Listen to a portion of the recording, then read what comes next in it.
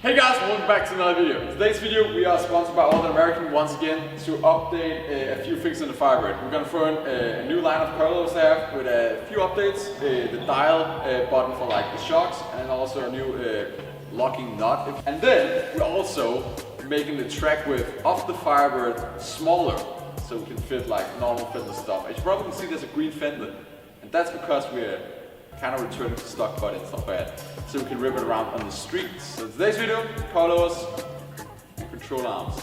Let's get right into it, shall we?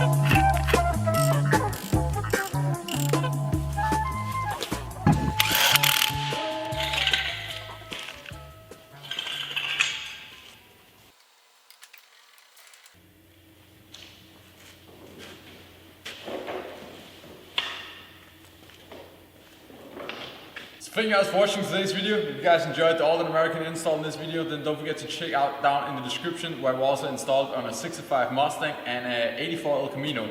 If you guys have a Gbody or a Mustang platform, then you can see how to install the coilover suspension on that car too. Also, if you want to find the products, of course check out aldanamerican.com down below in the description. And with that being said, see you in another video.